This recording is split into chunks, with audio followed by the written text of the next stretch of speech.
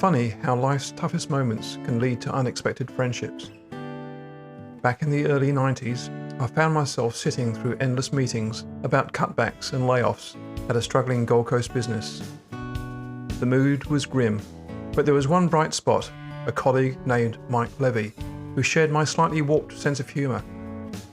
We'd catch each other's eyes during especially tense moments, both thinking the same thing but saying nothing. Maybe it was our shared British background, but something just clicked.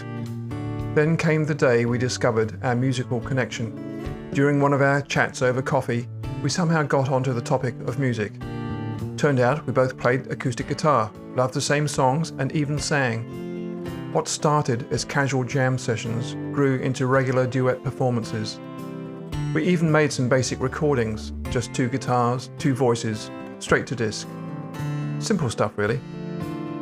We were just 2 mates making music for the joy of it.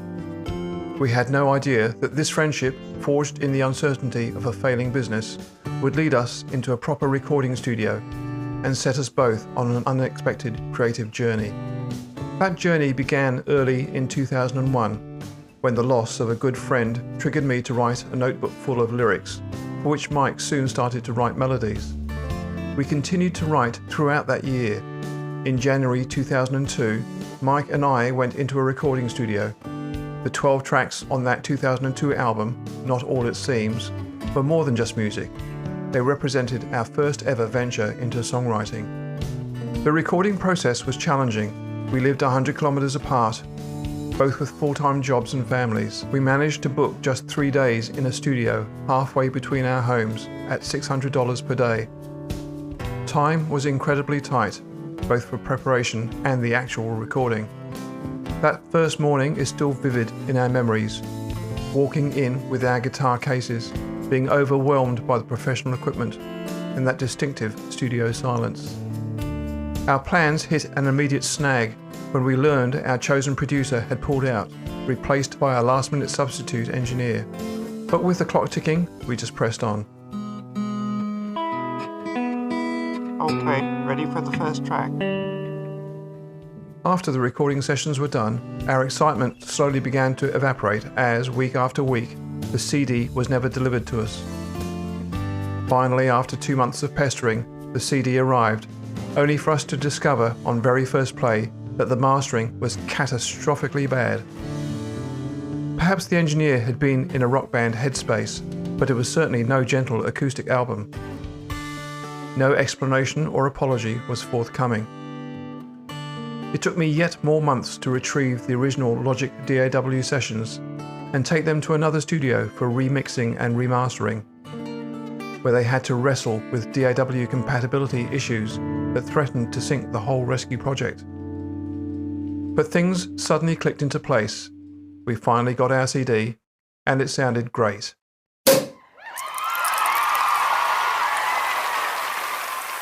Now, let's jump forward almost 20 years to January 2020. I had only just released my solo project called The Flat White Album, with over 2 hours of new music, when, just 3 weeks later, I heard something on the news, buried way down as a minor story. We now have a confirmed case of the 2019 novel coronavirus, the first case in Australia. It's important to stress that there is no cause for alarm.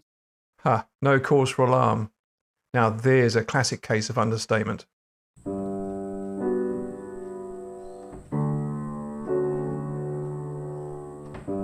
Australia soon began implementing travel bans and lockdowns, and I felt I needed a project to keep me sane. My creative well was empty after the recent album containing 30 tracks. So I had an idea. Why not revisit and reimagine that original album, Not All It Seems? I would add the Redux tag, Redux being a term largely from the world of films, for something that's brought back or revived. The project would have built-in advantages. No songwriting was needed, the track order was already set, and I could use similar artwork to maintain a visual connection to the original. The project would be all about arrangement, performance, and production. And after my recent home recording experiences, I was in the zone. With Mike's blessing, I set out to walk that fine line between making meaningful improvements yet respecting the original charm. And hence the title of this episode, Not Overdoing a Do-Over. There would be 3 necessary changes across the entire Redux album. Where Mike had sung lead vocal, the key would need to change to suit my different vocal range. Secondly, every track now uses a click track. And lastly, as a solo project, there's now just one guitar and one voice throughout. Although Redux was recorded and mixed during the second half of 2020, it was released in January 2021, so it will be referred to as the 2021 album. For the track-by-track comparison of the 2002 and 2021 albums, I'll be using the final mixes to illustrate some specific changes in arrangement and production. While easy to compare 2 images, it's nigh on impossible to do the same for music, as the brain just can't hold audio details side by side. But hopefully you'll get the gist. Throughout this comparison, I'll be your guide on the production side, but Mike will also share some of his memories along the way about the actual songs. And here he is to start things off. Track 1, Fields and Sunny Skies. Fields and Sunny Skies holds a very special place in my heart. It was the first song Greg and I wrote together. It came from a deeply personal place, written after losing a dear friend. This was the song that kicked off the album and was one of 6 that we co-wrote and performed together. Mike would do one on his own and I would do the remainder. The intro alone highlights a major difference and is indicative of our finger-picking guitar style. On the original, we sat across from each other, as body language is the only cue when there is no click track to follow. Mike had a mellow 6-string, me a more trebly 12-string, and we recorded simultaneously via direct inject.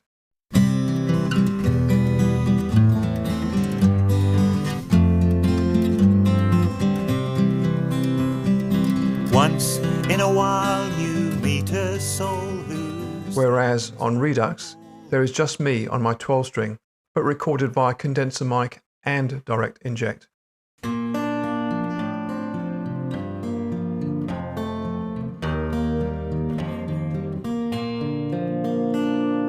Once in a while you meet a soul.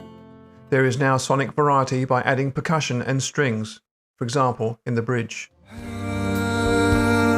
Have you made the most of your life? Sometimes it slips through your hands and dies. Greg has this incredible ability to capture those difficult moments without getting too heavy-handed or sentimental. In the song, there are lines that just hit you. The world spins round, the seasons change, the stars keep circling by. And we're all tumbling dice. I love that. They really capture both the precarious nature of life and its endless cycles. And the arc builds with more strings and choir. For example, after 2 minutes, Have you made the most of your life? Sometimes it slips through your hands and the original's ending sounds like this. Life opens up your eyes.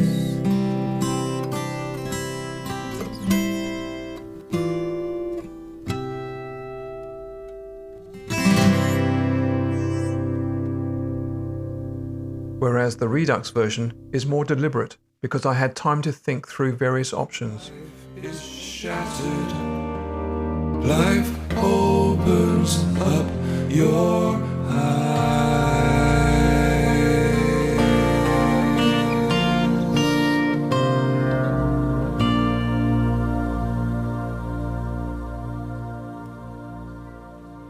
Fields and Sunny Skies was the first song we recorded on day 1. We were informed on day 3 that the recording had disappeared from the hard disk. Go figure. What could we do? No point in blame games, and the guy was plenty embarrassed as it was. We simply went back in and did it again. Who knows which was the better version? Track 2, Ferry to the Island. Mike's wife Cynthia wrote these lyrics, the only third-party lyrics on the album.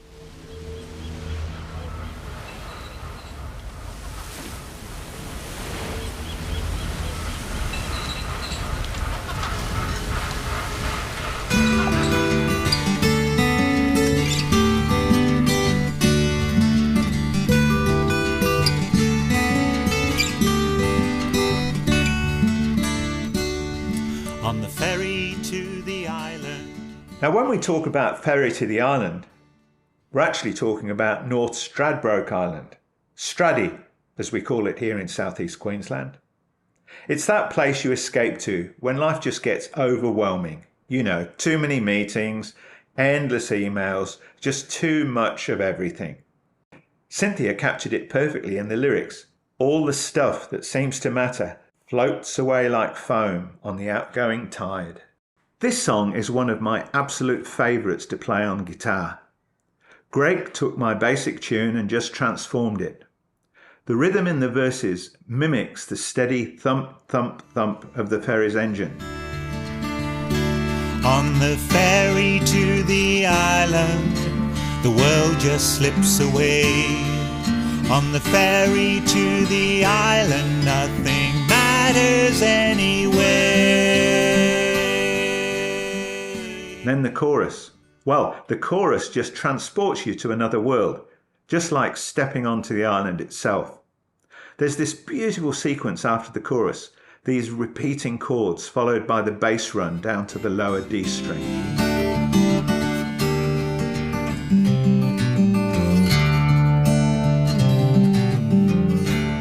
For a finger-picking guitarist like me, it's just perfect. For the Redux version, gentle percussion was added after the first verse. The subtle fills work really well to transition between lyric lines and sections, or to herald a change of feel and rhythm.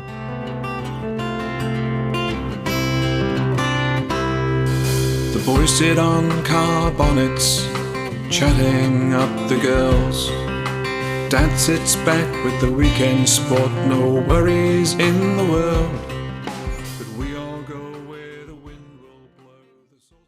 The original had 4 sung verses with different lyrics.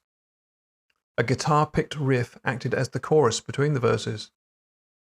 For Redux, to provide a change-up, I created an instrumental break after verse 2. To prevent the track being excessively long, the 4th verse was dropped, as it was more philosophical and less about being on an actual ferry journey.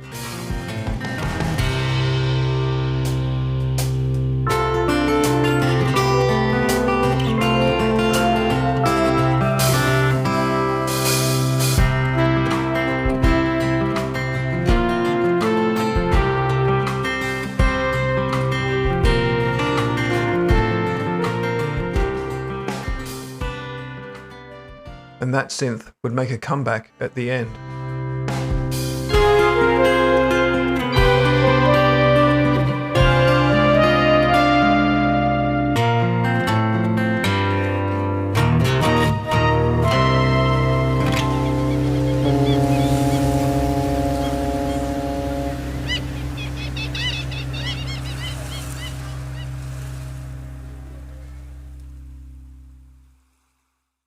Track 3, Mad About It.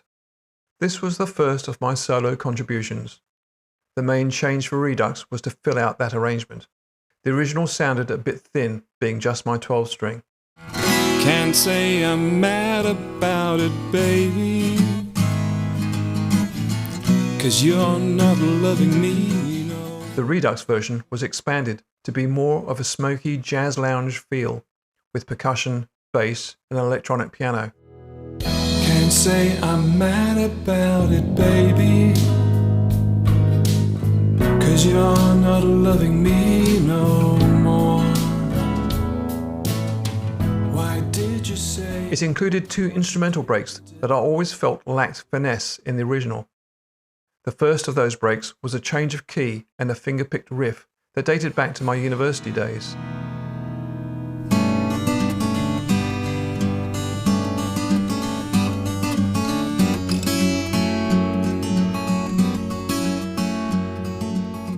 The Redux version adds percussion, choir, bass and strings.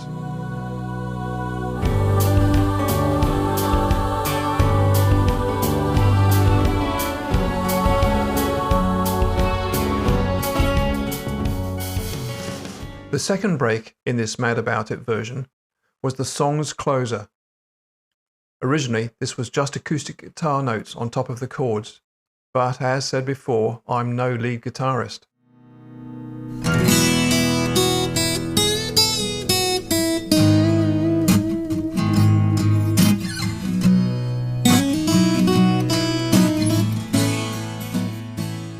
The new Redux ending is now a punchy brass arrangement influenced by my favourite band of all time, Chicago. I'd recently done brass sections on other home productions, so now felt far more at ease with it, separating the instruments onto different tracks, which allows them individual expression. As I'm not a wind player, I simply played the keyboard chords and melody as a single brass section onto one track. I then edited the MIDI notes for errors in pitch and timing, duplicated the track identically for trumpet, trombone and sax, and then deleted notes on each track which were not relevant for that instrument. Not brilliant, but efficient, and sounds passable in the mix.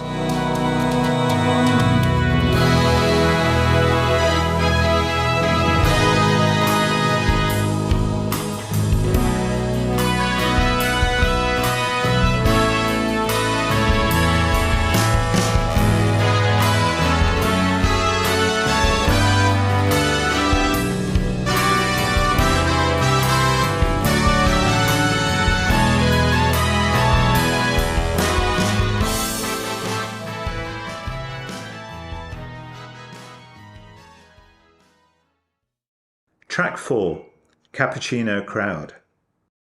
You know, thinking back to my university days, I really got hooked on ragtime music. Scott Joplin was the king back then, and everyone knew the entertainer from the movie The Sting. You remember, with Robert Redford and Paul Newman. Now, if you could play that on guitar, you were something else.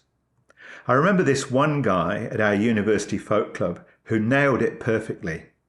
All the guys were just green with envy, and suddenly all the pretty girls forgot about their boyfriends. I eventually learned to play it myself, not perfectly, mind you, but well enough. And that's really where Cappuccino Crowd came from.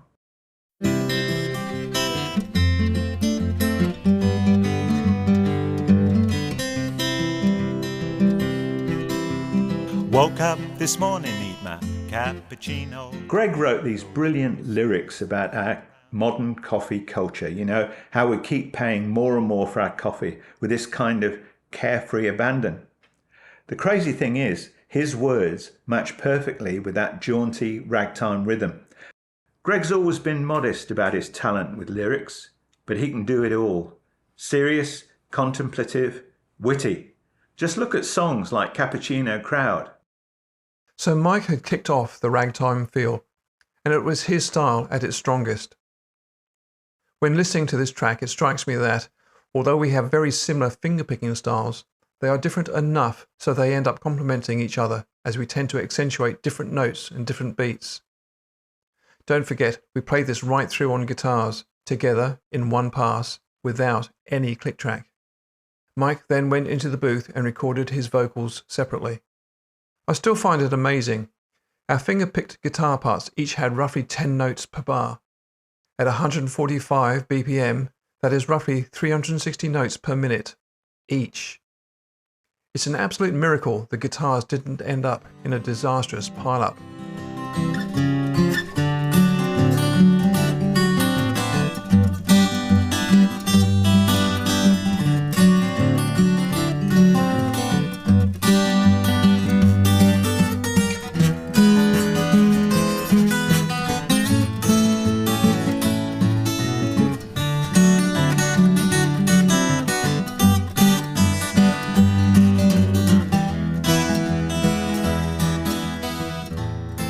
However, without a click track, there were slight clashes in guitar tempos. But without the luxury of endless re-recording, I simply dropped my guitar from one section of the mix. Reimagining this track for Redux felt impossible because of that signature ragtime guitar, the 4 identical verses, and just a short riff between them acting as a chorus. But it finally started to take on its own character when I added a new introduction with whistling, accordion and coins, an atmosphere no doubt influenced a little by 10cc's One Night in Paris.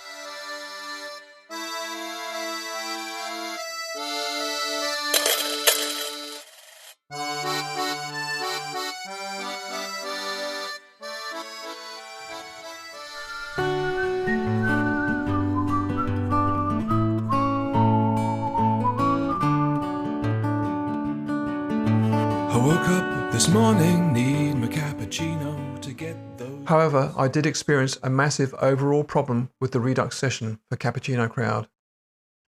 In the DAW, I had mapped out the entire timeline with the intro and verses, etc. But the click track kept going completely out of time while I recorded my guitar part. Totally baffled, I was having an existential crisis, doubting both my playing ability and my DAW skills. Or was this impasse a significant sign of aging and me falling off the mental cliff? The tripwire eventually revealed itself to be that just one of the bars in every section was half the length of the others. For example, to get those grey cells circling round, instead of being 3 bars or 4 beats, it is actually 4, 2, 4. I'll count it out for you. Cappuccino to get 1, 2, those 3, grey 4. cells 1, 2, circling 1, 2, 3, 4. the local This was an absolutely unintentional quirk when we wrote it, and was oh so very natural for Mike and me to both play and sing. And it had never been noticed in those old recording sessions, simply because we did not use a click track. But now the Redux sessions did use a click track, and computers are totally unforgiving. It's their way or the highway. Other changes included the addition of percussion and bass. Vocal harmonies were added using MIDI notes to drive a harmonizer plugin. The Cappuccino Crowd.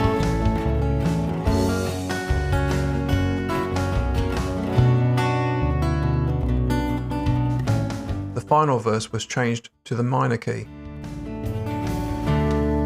Bertolucci and Fellini, focaccias, paninis, exotic cafe culture blows your troubles away. Global disasters don't affect your choice of afters. The cappuccino froth helps you get through the day. Hours unsavory for certain, that's why we draw the For the ending, I reintroduced the accordion and whistling, and the big finger-picked ending is underscored by scruffing guitar chords. Cappuccino, the Cappuccino Crowd.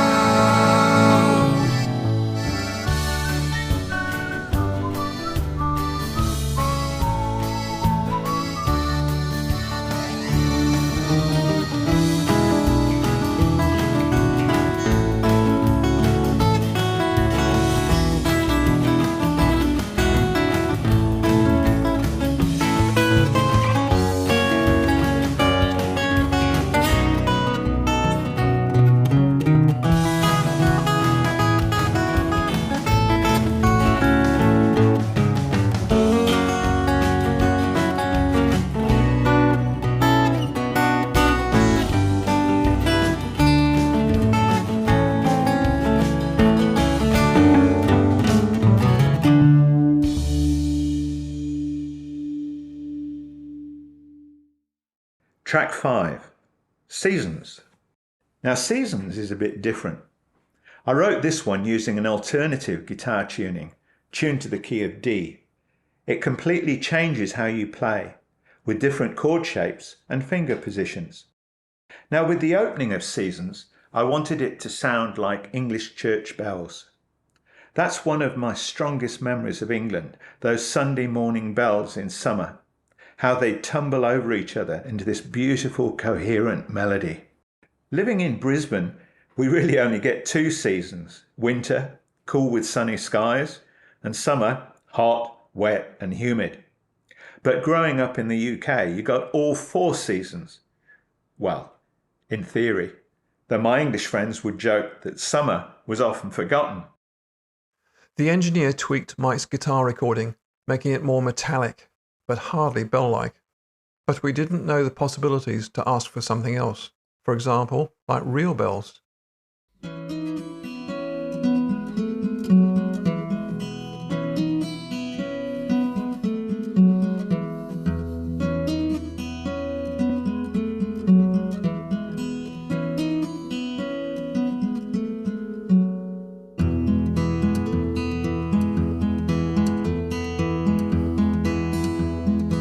I remember summers long, with rivers clear and bright, like a painting by John Constable in a soft and golden... Perhaps the biggest heartstopper for Mike was, having steeled himself for his solo performance and was laying down his guitar part, the engineer rushed in to say that all the strings were clicking.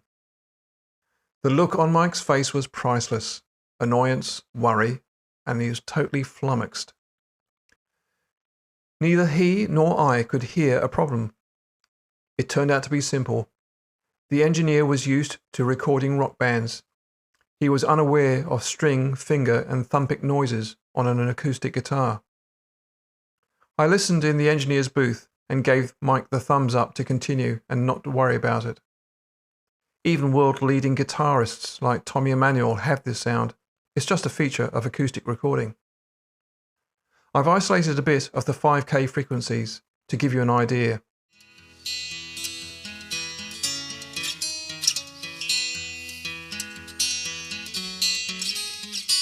And here is the same clip, au naturel.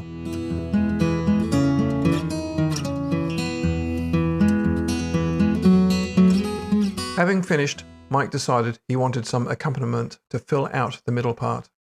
It's a long song of 5 identical parts and there is no chorus. He plays this in open D tuning with a capo on fret 2.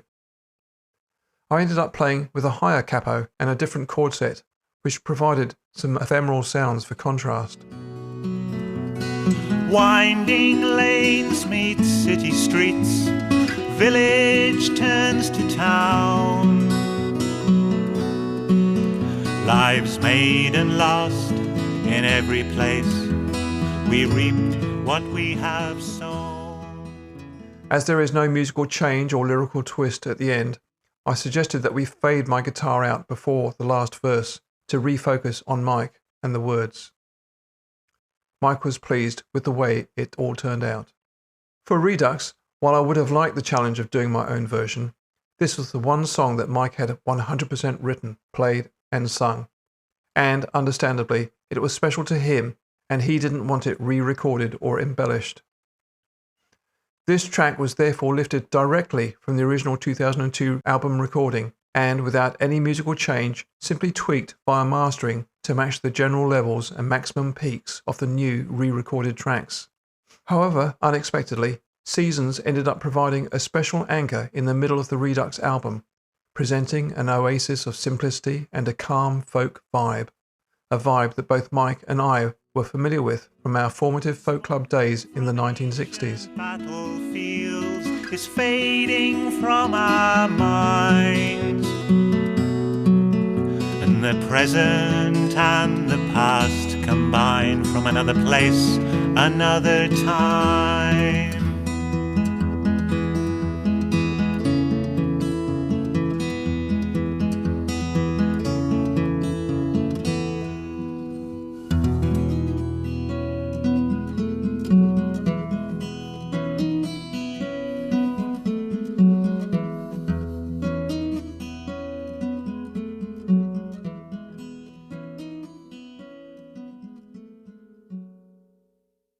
Track 6, Clay Shapes.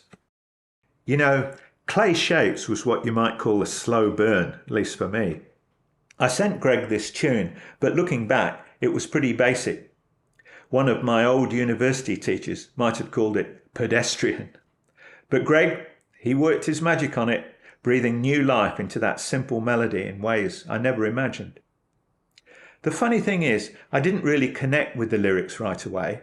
This beautiful analogy between moulding clay and guiding a child. But that's the thing about Greg's writing. There's always more beneath the surface. You know, that clay metaphor actually reminded me of my teacher training days. we had to try different arts and crafts as part of the course, including pottery. Needless to say, I moved on to quilting pretty quickly after that. The original song was the last written for the album and went through multiple revisions right up to the week of recording. The chorus only took shape in the last couple of days. I had tried to incorporate a small Mozart variation which followed on from his more familiar Twinkle Twinkle Little Star theme. Here's my original intro.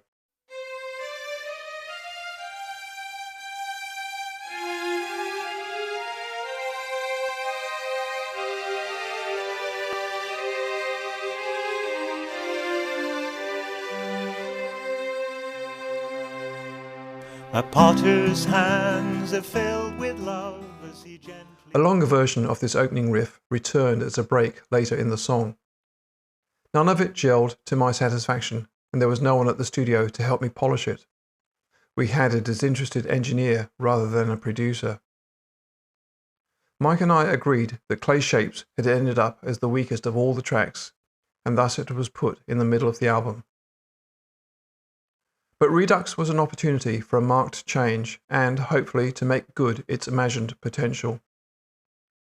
The new version replaces the orchestral intro with a totally new riff featuring a synthesized blown bottle sound plus fingerpicked guitar. The riff returns a few times throughout the song. Percussion is added after the intro.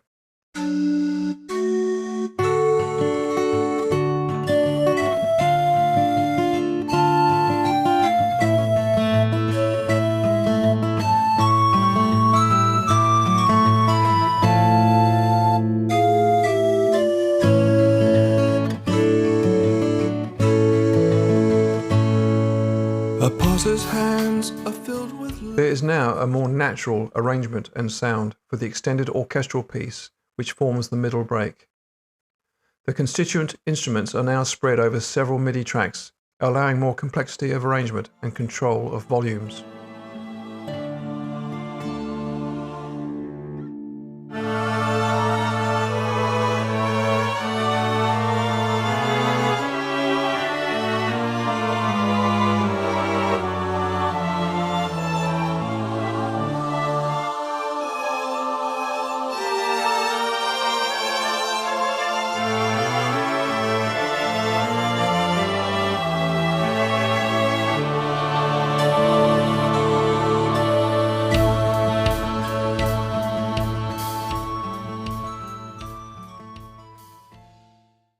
Track 7, Home is Where the Heart Is.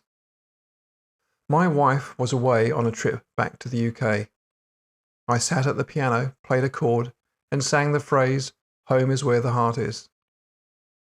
Simply putting the word if at the start turned it into a question needing answers, and the lyrics almost wrote themselves as the song took shape. If home is where the heart is it somewhere that I've been? So many friendly faces and places that I've seen. The hardest part was writing an instrumental break at the end of each chorus. The chord changes would either go on forever without ever resolving, or else I'd suddenly arrive at the required endpoint but not be able to remember the sequence of chords that got me there. Obviously, I did find something.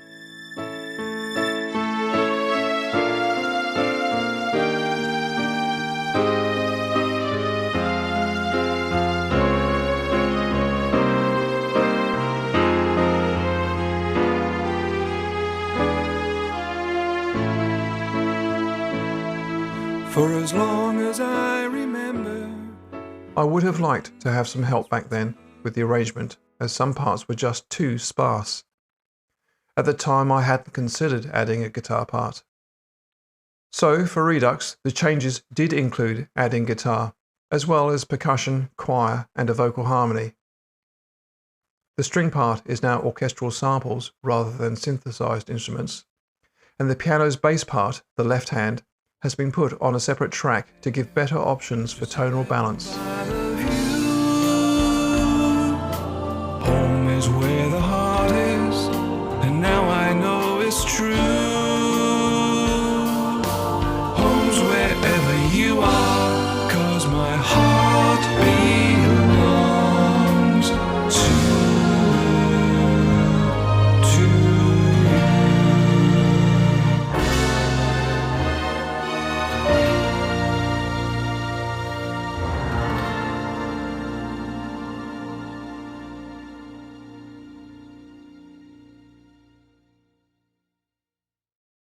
track 8, Pleasant Land.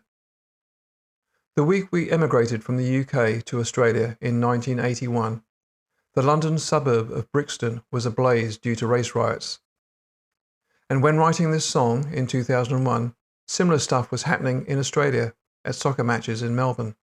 The various European tribes had brought their centuries-old internecine grievances to their brand new homeland, which struck me as crazy. In 3/4 or waltz tempo, an Elizabethan harpsichord seemed the most natural fit. But harpsichords, unlike a piano, don't have a long sustain time, so I filled out the soundscape with a real classical guitar doing simple arpeggios, and the nylon bass notes really helped drive the song along.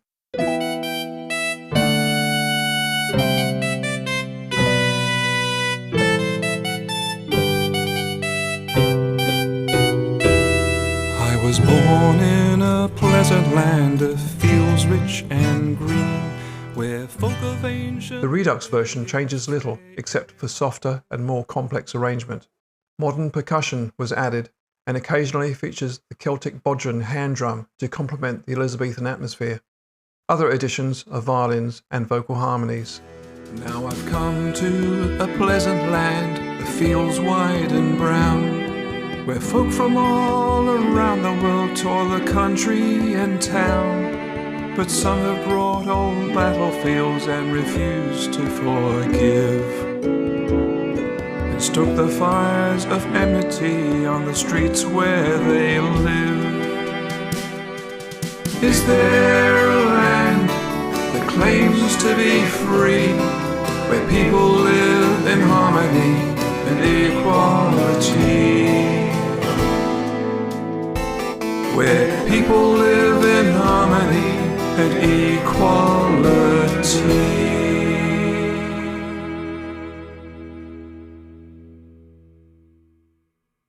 Track 9, Listen. You know, it's interesting to think about how Greg started writing lyrics for Not All It Seems. That's over 20 years ago now. A lot of songs from that era, especially pop songs, well, they feel dated now. But good folk music, that's different. It's storytelling. And when there's a real truth in the story, it lasts. Listen is the perfect example. That line, won't someone listen? It hit hard then, and maybe even harder now. Greg captured something so universal there, especially about the masks we wear. Sometimes the mask begins to slip and my demons start to play. That's the kind of writing that doesn't age. This is actually the second song we wrote. Mike took my lyrics and came up with the basic feel and musical theme. I helped with chord changes to structure the verse better and then added a chorus. The slide guitar came much later when I was diddling around.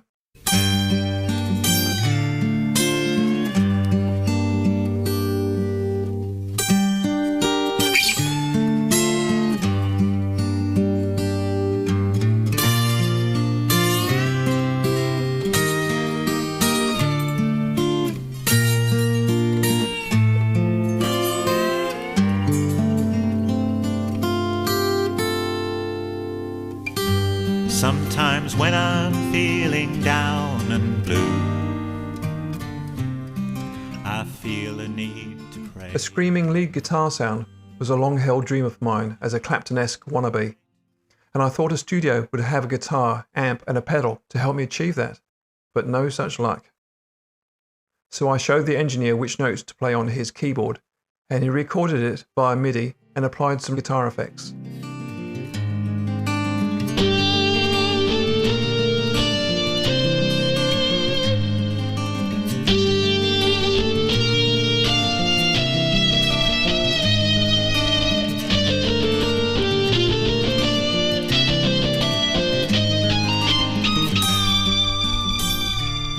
The last tweak in the original was on the closing harmonics.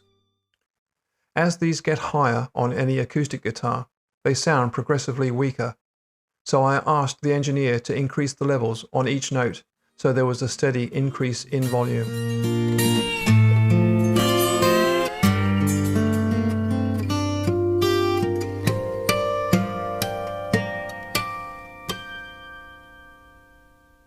2002 original was one of the densest tracks on the album. 2 guitars, 2 voices, overdubbed with slide guitar and a MIDI lead guitar. The question was, on Redux, how to enhance it without going too far. Changes from the original include the slide guitar being far less tinny, processing the acoustic waveform with an amp effect plugin.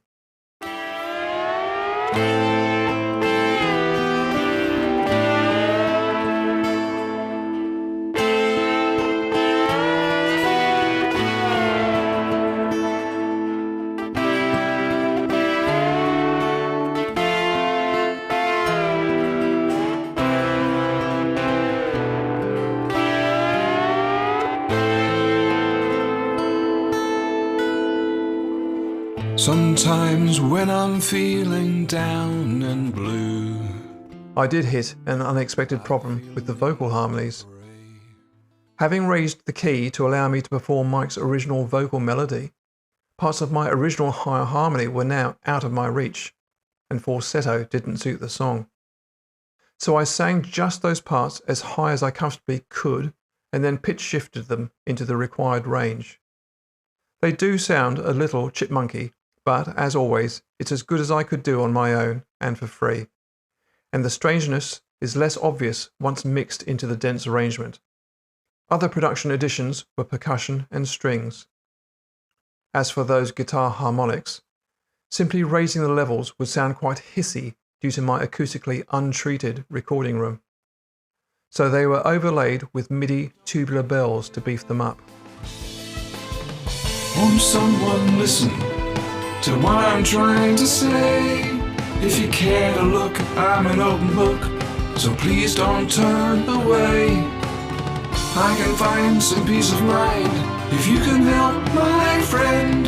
If you listen to these messages I'm trying so hard to send, trying so hard to send, I'm gonna get there in the end.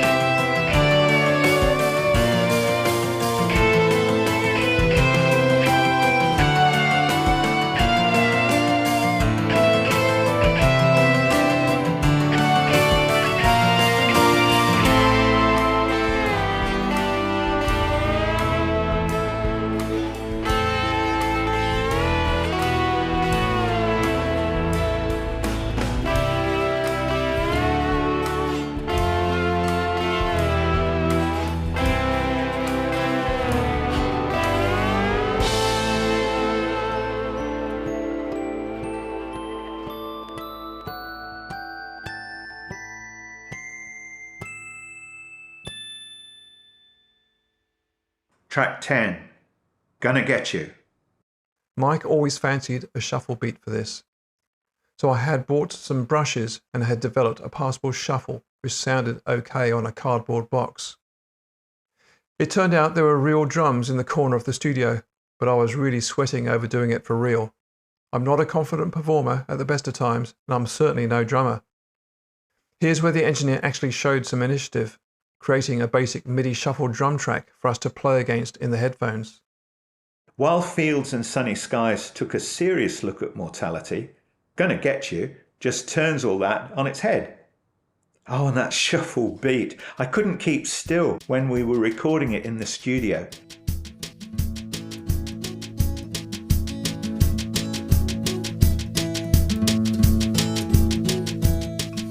It's just so infectious.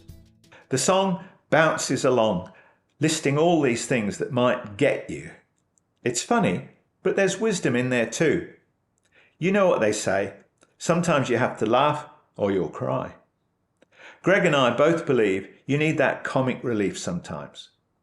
The song clips along until that last verse, where we slow it down for a moment of reflection. A moving song is hard to write when you lead an easy life. But don't worry, we don't stay serious for long. That beat just pulls you right back in.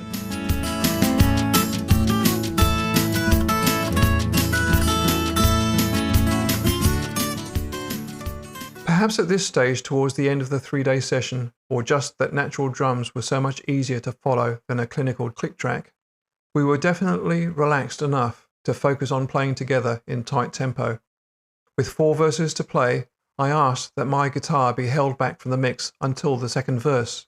I think this was an early sign of my preference for building an arc of intensity through any song. We always intended to have a fade out at the end while both fingerpick guitars were giving it 100%.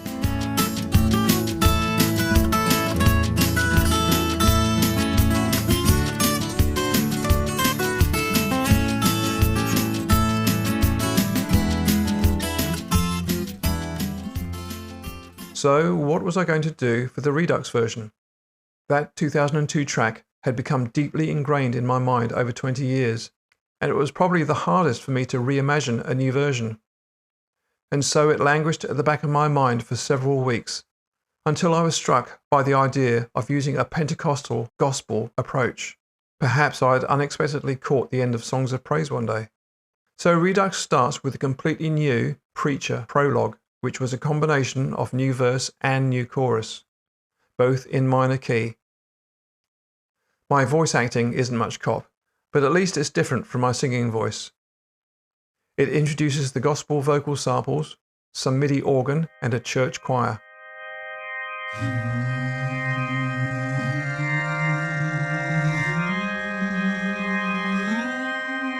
I'll tell you.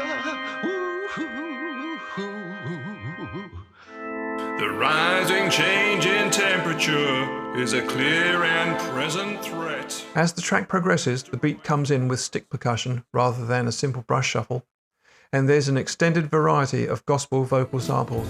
It might be in the water, it could be in the air. You can't smell, see or touch it, but it must be everywhere. It's right there behind you, for God's sakes turn around.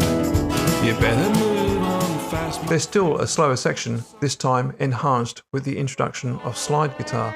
A moving song is hard to write when you lead an easy life.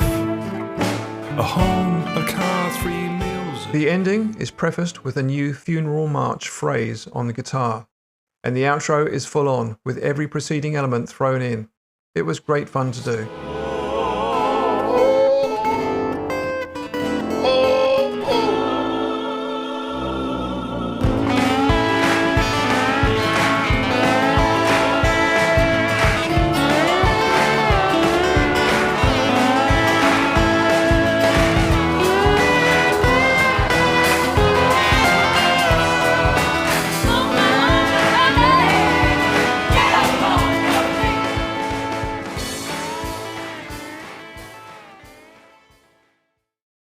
Tracks 11 and 12 were done in the original sessions, but the one and only takes of each sounded much weaker compared to the other tracks, and our budgeted time had simply run out, so we agreed to drop them both from the final album.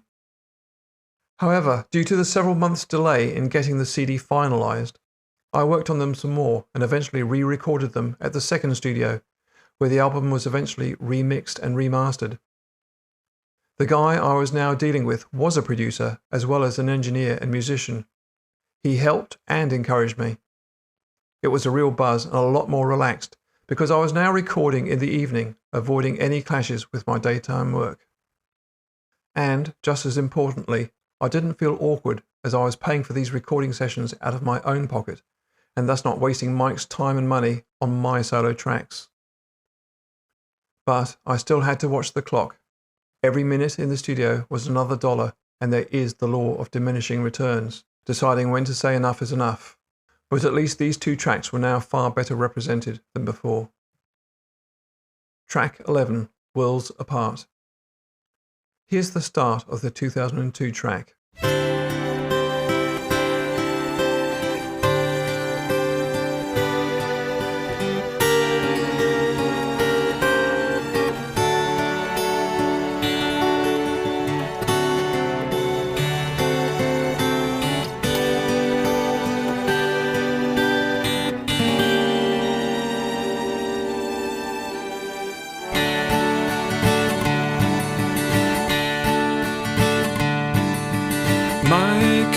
girl is a friend through good and bad.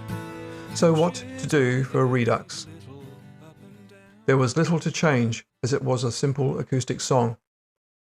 I've applied strict tempo, mild percussion, double guitar input, and better orchestral samples with a more considered arrangement.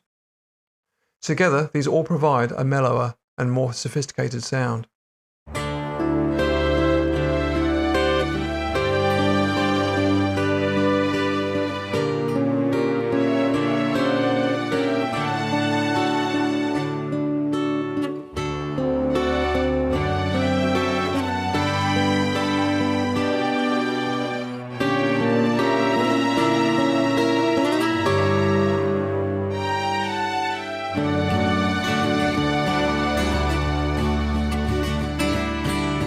My kind of girl is a friend. The freedom of time to think and to tinker with the sound makes a big difference. The strings now had more dynamics and variation by the use of manually applied swells, and the unresolved ending is emphasized more.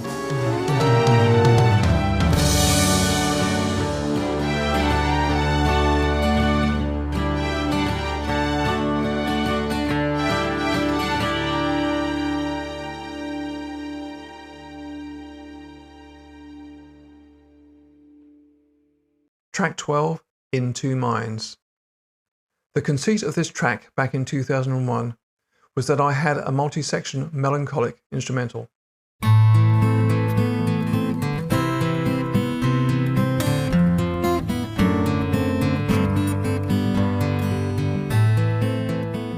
Could I repeat the musical structure exactly, but make it sound and feel completely different, purely through using a different arrangement?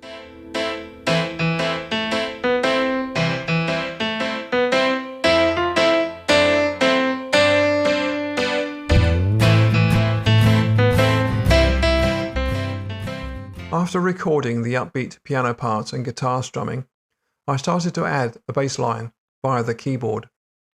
Okay, but not great. I asked the engineer if he'd care to have a go on his real bass guitar.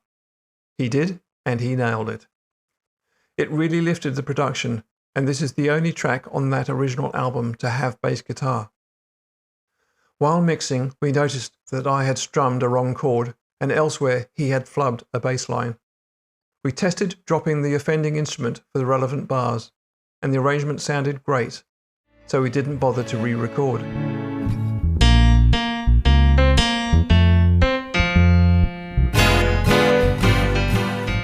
It was sheer luck that it sounds purposeful rather than trying to cover mistakes. For Redux, the overall approach to the track was the same, except my fingers were now less nimble than 20 years prior. I felt that playing to a click track sounded lackluster. Perhaps concentrating too much on timing affected playing with feeling. So I practiced a lot more to let me play and record in one pass, free form, with no click track. This may well have caused the new string arrangement to be quite simple. There are just a few but long notes in simple phrases. With the bar grid lines in the DAW now serving no purpose, the small number of string notes didn't take too long to line up exactly with the loose guitar playing.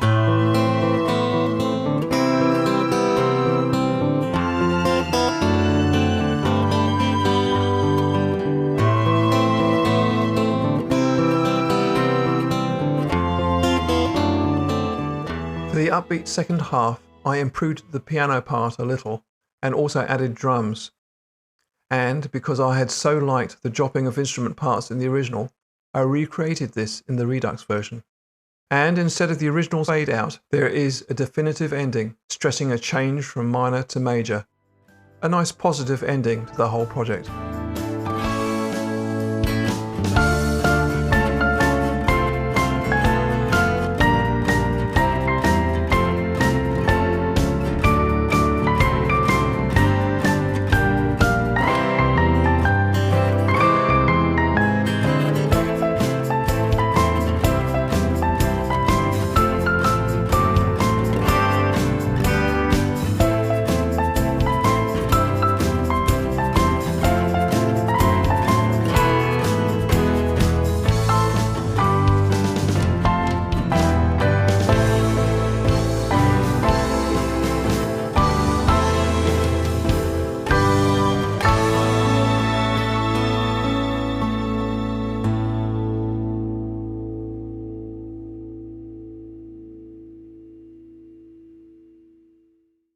Back in 2002, I was aware that I might never, ever write music again or have the opportunity to record it. I couldn't bear the thought of my last 2 new tracks being left unreleased. Because Mike and I had already discussed and negotiated the order of the other 10 tracks for the CD's release, I asked Mike to include the 2 late editions as bonus tracks. Happily, Mike agreed, and the instrumental was placed last at number 12 due to its jaunty second half. Looking back at all these songs now, it's just amazing how each one captures something different. Different moods, different perspectives, different parts of life. But they all tell stories, and that's what we were really trying to do. Tell stories that would mean something to people, whether they're sipping their overpriced coffee, dreaming of island landscapes, or just trying to find the humour in life's challenges. So there you have it. From commercial studio to home studio, from shared experience to COVID isolation, from being part of a duo to performing solo, from recording naivety to the benefit of experience and being able to choose from a range of options. From the time deadlines and financial limitations and stresses of a commercial studio to the total mental and physical freedom of being at home. Although all time is relative, there was a constant reminder of a guy roaming in the neighbourhood, dressed in black and carrying a scythe etched with the word COVID. But all turned out well, with the bonus that Mike, my first musical partner and continuing good friend, was happy with both albums. And I'm pretty chuffed too. But that's all for now. Listener comments on the episode or the series are welcome, and I'll answer any questions you leave. If you have something to say as a guest presenter, you'd be most welcome to apply via the link in the main show notes. Thanks for listening. Bye.